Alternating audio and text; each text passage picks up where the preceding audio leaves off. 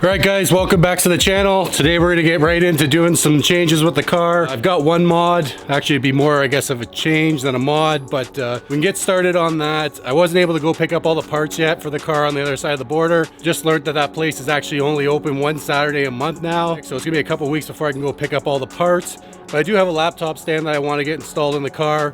Got to start data logging when we're making passes with the car. The only data logging I was doing before was when we were doing the tuning and working on the tuning. So we're going to get some more information, some more data to help hopefully our race program by data logging on passes, so we can review all that information, kind of see what's going on in the car, and head over to the truck right now. I got everything laid out on the back of the truck so we can kind of go over what I picked up, and then we'll get right into the install.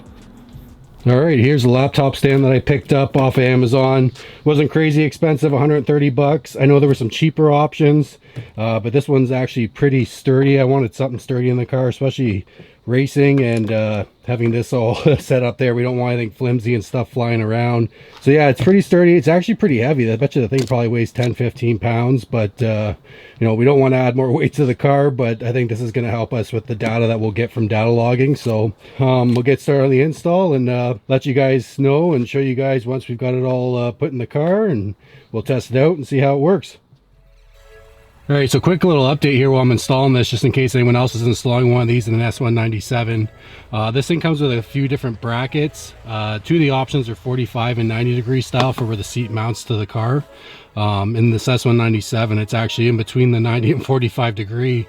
So there's not a bracket that exactly works. So I think what I need to do is bend these things up. So this is how they look. Originally the bracket for the 45 degree option.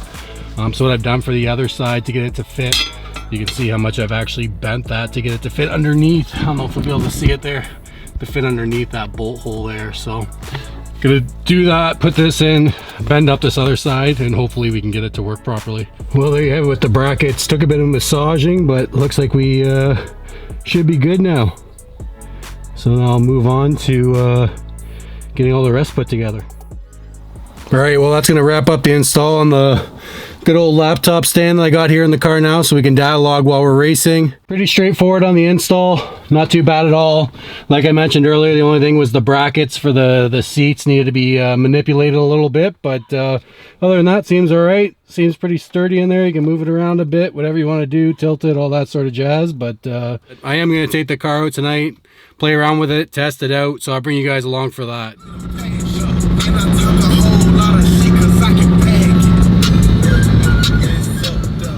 All right, we got the car out for a drive now with the new laptop mounting here. Everything seems to be working good.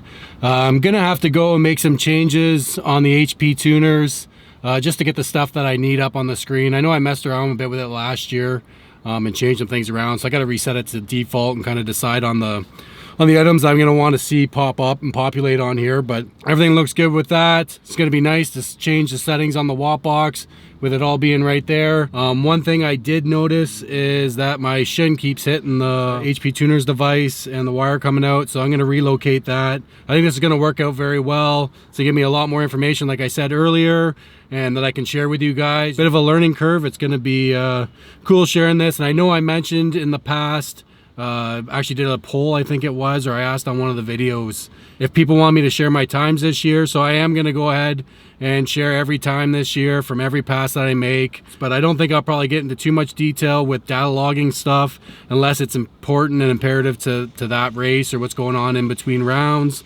But I think I'm going to talk a lot about it during the weekly vlog if there's something that happened on the weekend or something I'm noticing with the way the data log is and with information that's coming through. Yeah, for now that's all good, all set up. Gonna relocate that ODB2 port possibly tomorrow. Hopefully tomorrow I can get on that. Also need to install a catch can on the F-150 on the tow rig, so hopefully get into that tomorrow, maybe relocate this and go from there.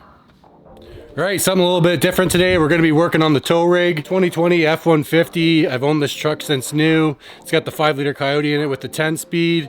So we're going to be putting a catch can on this thing today. I've wanted to put one on it since day one, but I kind of just kept pushing it off. Recently, one came up for sale with a guy I knew for real cheap, 100 bucks. So we're going to go ahead and throw this on the truck. I'm not going to do a how-to on this. There's a lot of videos on how to install these out there. So let's go ahead and get the catch can installed. All right, well, that was a pretty simple install. Actually got dirtier than I should have. If you look here, it's been under oiled every year since I got it, so it does get a little messy when you're working on this thing because of all the undercoating. But yeah, pretty simple install. Everything clicked off, clicked on. The only thing is I had to drill an additional hole here, which a 1/4 inch drill bit took care of that. But yeah, that's it, pretty basic. One thing I did notice taking off the old tube, as you can probably possibly see on the camera, there is a bit of oil on the clips there.